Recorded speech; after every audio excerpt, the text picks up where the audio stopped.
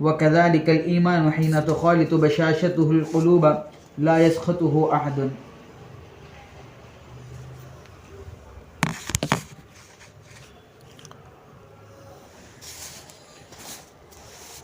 اسی باب کو آگے بڑھاتے ہوئے امام بخاری رحمۃ اللہ علیہ نے وہ طویل روایت جو ہرقل کے مکالمے سے تعلق رکھتی ہے، اس روایت کا ایک چھوٹا سا حصہ یہاں نقل فرمایا، اس لیے کہ اس روایت میں بھی اس بات کا سوال کیا گیا ہرقل کے طرف سے کہ وہ لوگ جو اسلام قبول کرتے ہیں وہ بڑھ رہے ہیں یا کم ہو رہے ہیں. تو اس وقت جناب مسئول یعنی ابو سفیان انہوں نے اس کا جواب دیا تھا وہ بڑھ رہے ہیں.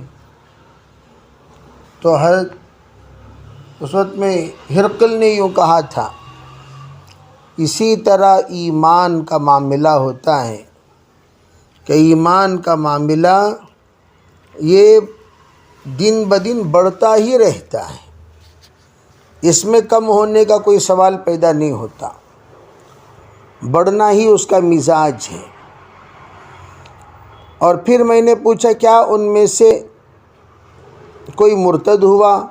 حتیٰ یتیمہ، یہاں تک کہ ایمان اپنے کمال تک پہنچ جاتا ہے، بڑھتے بڑھتے بڑھتے یا ایتھا النفس المطمئنہ تک پہنچ جاتا ہے. اسے کہتے ہیں ایمان علی درجۃ الاطمینان.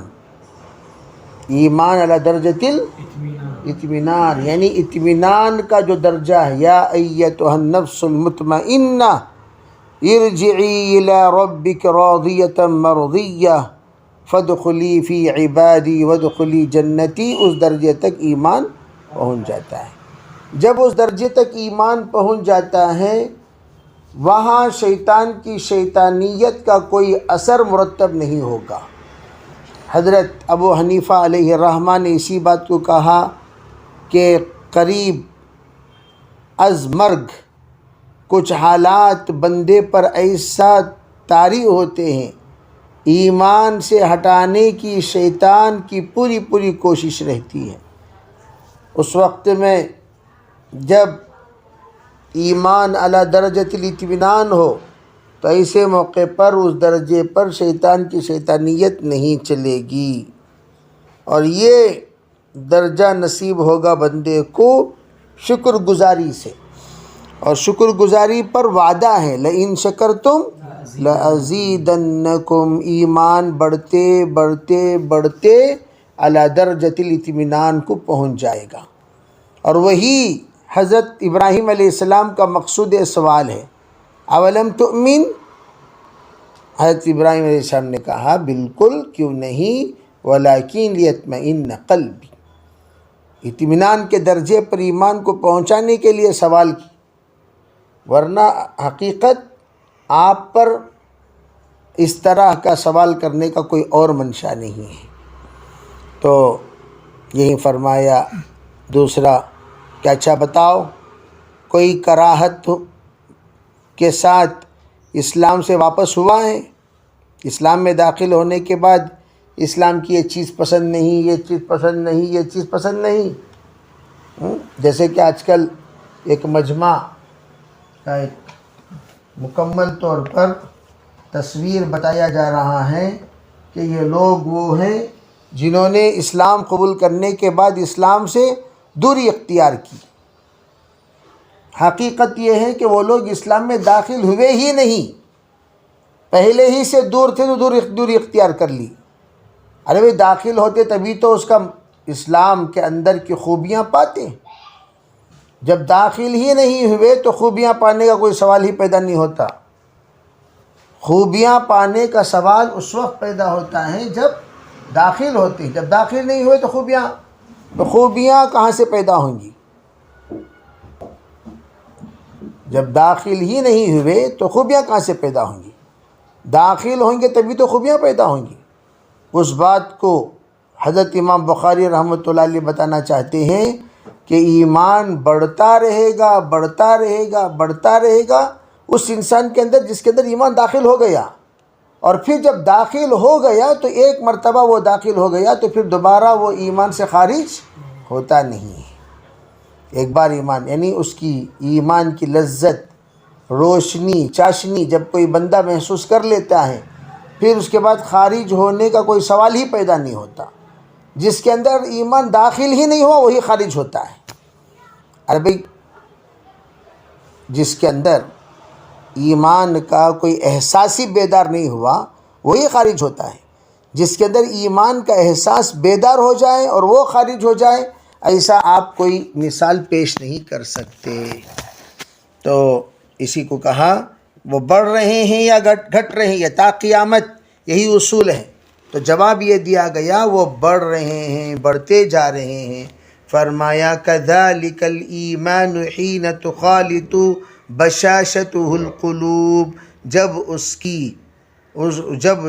کی حقیقت ایمان قلب کے اندر داخل ہو جاتی ہیں، پھر اس کے بعد ایمان سے ارتداد کا سوال ہی پیدا نہیں ہوتا۔ اسی کہتے ہیں جب اسلام شرح صدر ہو جائے پھر اس کے بعد اسلام سے ارتداد ہرگز نہیں ہو سکتا۔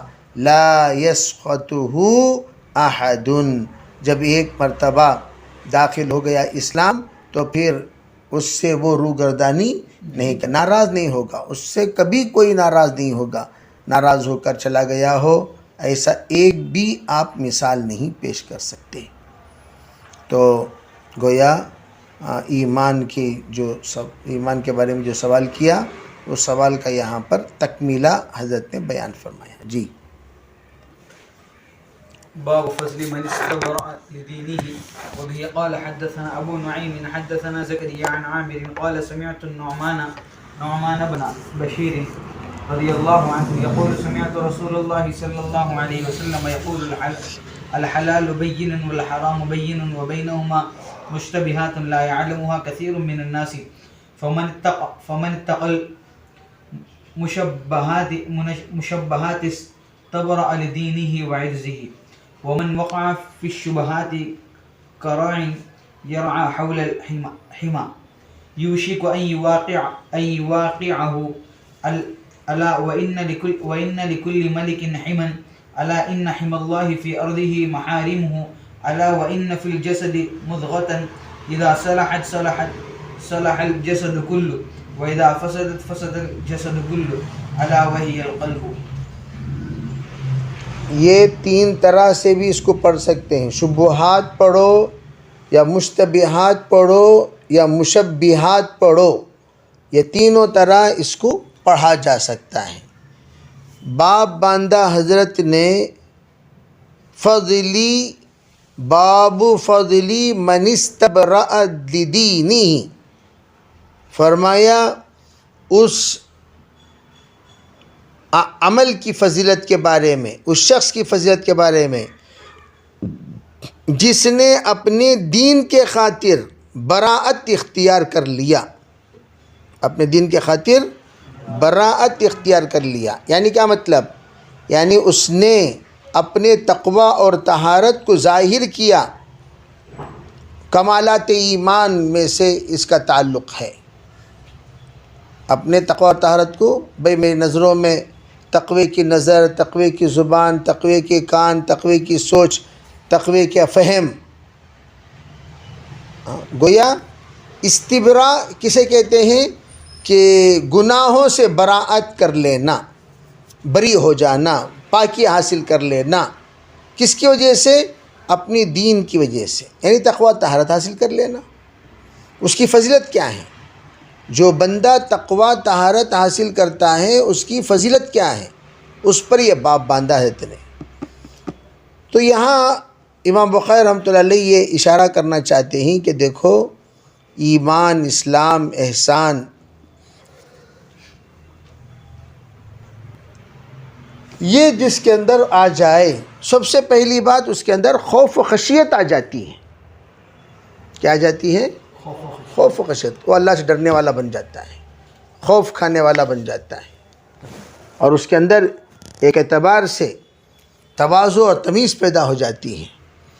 وہ حلال و حرام کی طرف توجہ دینے لگتا ہے، حلال کو اپناتا ہے، حرام سے رکتا ہے، جائز کو اپناتا ہے، ناجائز کو ترک کرتا ہے. گویا اس کے اندر ہمیشہ ذہن میں یہ بات دوڑتی رہے گی، چلتی رہے گی ہر چیز میں، عربی یہ صحیح ہے یا غلط ہے، یہ صحیح ہے یا غلط ہے، یہ صحیح ہے یا غلط ہے. گویا صحیح کو اپنانا، غلط کو ترک کرنا، اس کا ایمان کا جزو اعظم بن جائے گا. اس کو یہاں فرمایا کیا؟ فرمایا حدیث پاک میں آپ علیہ السلام نے ارشاد فرمایا کہ الحلال بین والحرام بین بینہما مشتبہات. حلال واضح ہے، حرام بھی واضح ہے، دونوں کے درمیان کچھ ایسی چیزیں ہیں جو اشتباہ ہیں، اشتباہ جن میں اشتباہ، یہ کرنا ہے کہ نہیں کرنا، یہ حلال کی یہ حرام، بعض حلال کہتے ہیں بعض حرام کہتے ہیں، کیا کرنا، ایسا ایک وسوسہ. وہ کون جانتے ہیں؟ لا يعلمها كثير من الناس، بہت سارے نہیں جانتے، بہت سارے اس کے وسوسے میں پڑے رہتے ہیں، بہت سارے اس کے وساوس کے شکار رہتے ہیں، اس کو ہر ایک نہیں جانتا. لا يعلمها كثير من الناس. فرمایا اگر کوئی مشتبہات سے بچ جائے، فمن اتقى المشتبہات، یا مشبہات، کوئی بچ گیا مشبہات سے، تو کیا ہوا؟ استبرأ لدینہ، اس نے اپنے دین کو بچا لیا. مشتبہات سے کوئی بچ گیا تو اس نے اپنے دین کو بچا لیا. کیا مطلب؟ وہ اپنے دین کو مجروح ہونے سے بھی بچا لیا اور اپنی عزت کے مجروح ہونے سے بھی بچا لیا. دینہ و عرضہ، طعن سے بچ گیا، تشنیع سے بچ گیا، اور ہر طرح کے تہمت سے، الزام سے بچ گیا. کون؟ جو مشبہات سے بچ جاتا ہے. اب یہاں مشبہات، اس کے سلسلے میں وضاحت کیا ہے؟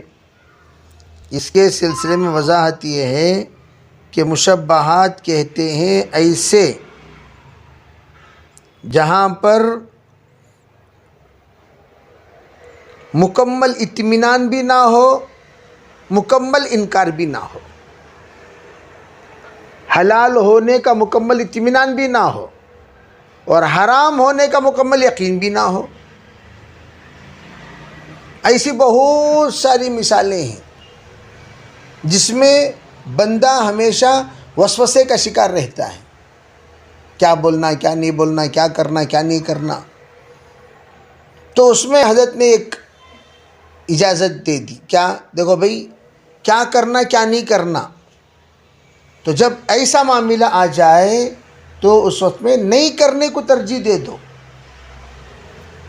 کرنا ضروری کیا نہیں ہے، ضروری نہیں، مت کرو،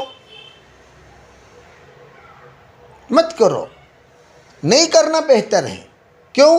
کر کے وسوسے میں مبتلا ہونے سے نہیں کرتے ہوئے مطمئن ہو جانا بہتر ہے. جیسے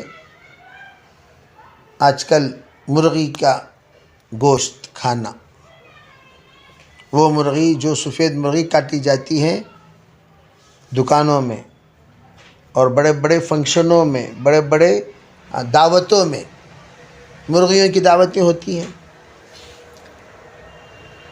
مرغی کے لیے بھی وہی تمام آداب ہیں جو آداب بڑے سے بڑے جانور کو ذبح کرنے کے لیے ہیں. ایسا نہیں کہ مرغی کے لیے چھوٹی دعا بس بولے تو بس. کیوں؟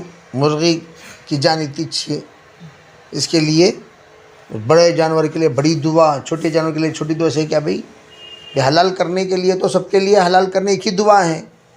تو ہمارا سوال یہ ہے کہ کیا آپ جتنا اہتمام بکرے کے ذبح کرنے میں، جانور کے ذبح کرنے میں، اونٹ کے نہر کرنے میں اہتمام کرتے ہیں. کیا آپ مرغی کے ذبح کرنے میں اہتمام کرتے ہیں؟ کرتے ہیں؟ الحمدللہ. اکثریت نہیں کرتے. تحقیق کرنے پر پتہ چلا اپنے دکان چلانے کے لیے بعض کافروں کو آپ نے ٹوپی پہنا کر ذبح کرانے کھڑا دیا، جبکہ وہ مسلمان بھی ہی نہیں. اور عام طور پر آپ دیکھیے ذبح کرنے والا سر پہ ٹوپی پہنا رہے گا، یہ بتانے کے لیے کہ میں حلال کرتا ہوں. اور اسے ذرا پوچھیے آپ کہ بھئی جناب بتائیے ذبح کرنے کی سنت کیا ہے، طریقہ کیا ہے، ذبح کرنے کا طریقہ، اسے وہ سب کچھ پتہ نہیں چلتا.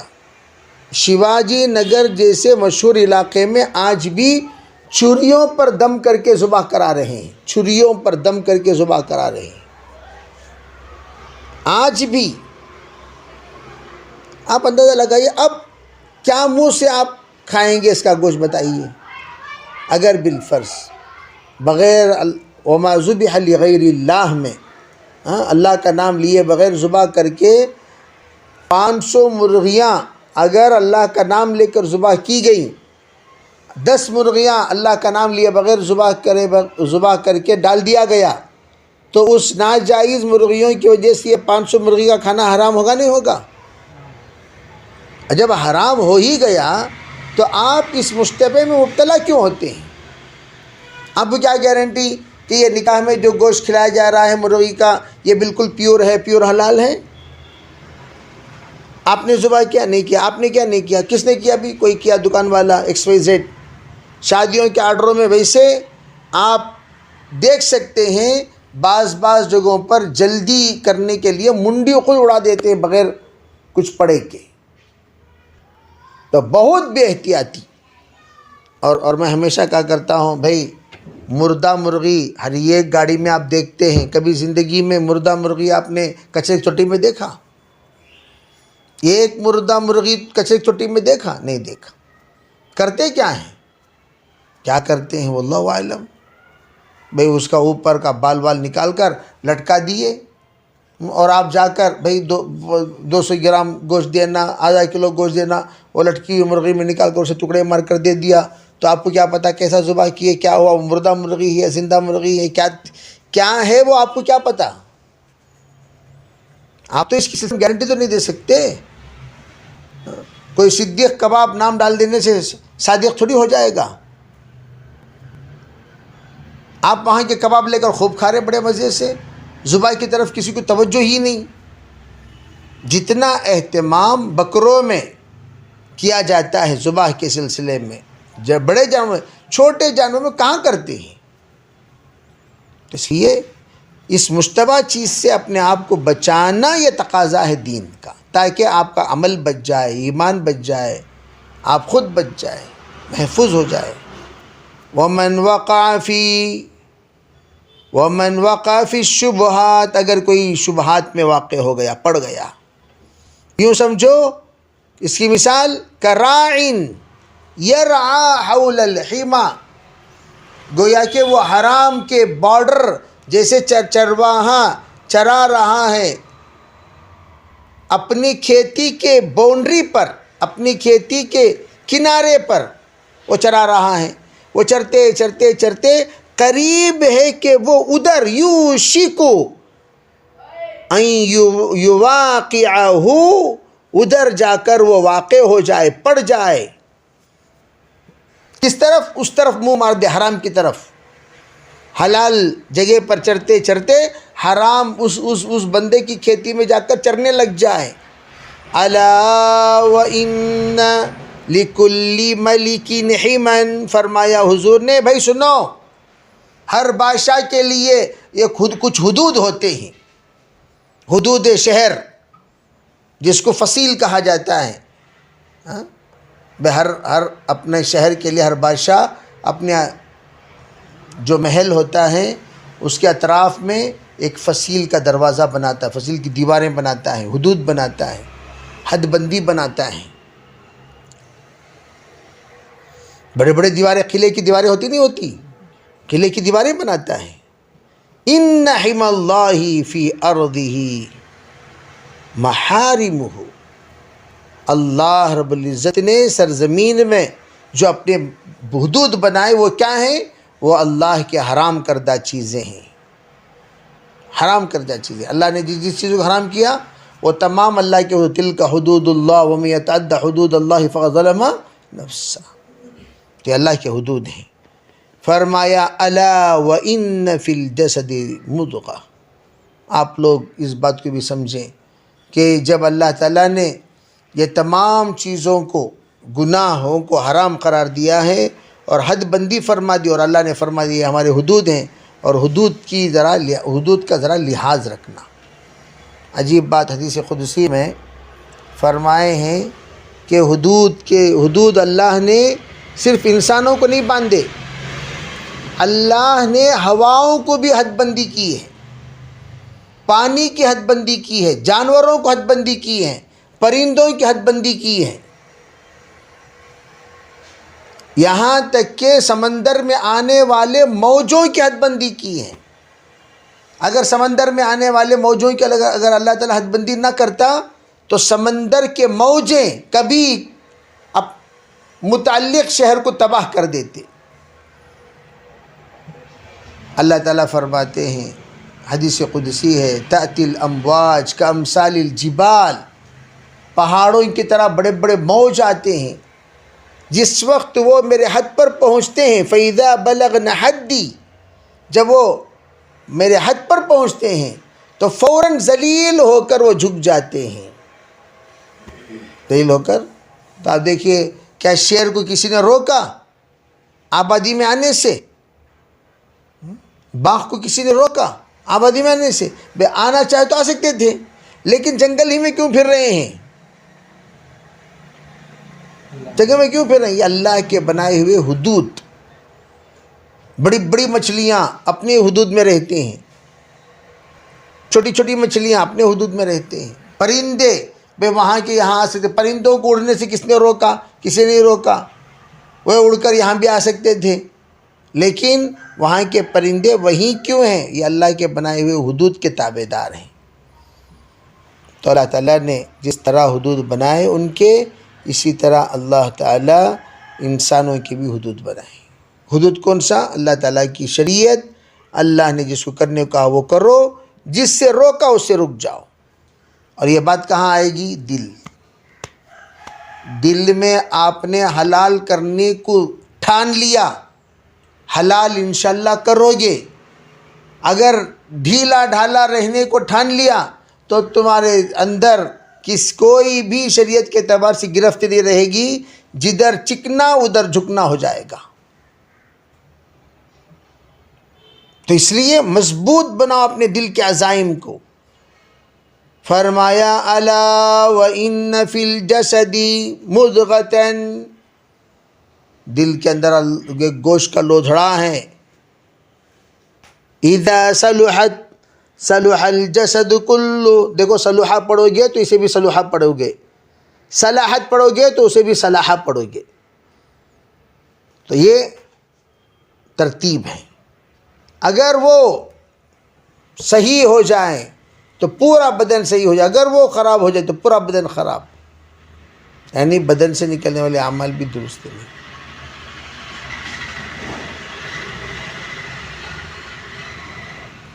پھر آگے کیا فرمایا؟ فَإِذَا فَسَدَتْ فَسَدَ الْجَسَدُ كُلُّهُ، خراب ہو گیا تو سب خراب۔ وہ کون ہے جانتے ہو؟ فرمایا الا وہی القلب، وہ دل ہے۔ بعض روایتوں میں 3 مرتبہ آپ نے فرمایا الا وہی القلب، الا وہی القلب، الا وہی القلب، وہ دل ہے۔ تو پتہ چلا شریعت پر عامل ہونے کے لیے سب سے پہلے دل کو قابو میں لانا پڑے گا۔ دل قابو میں آ گیا تو شریعت قابو میں آ گئی، دل قابو میں نہیں آیا تو شریعت قابو میں نہیں آئی۔ اللہ ہمیں صدیق کو صحیح سمجھ عطا فرمائے۔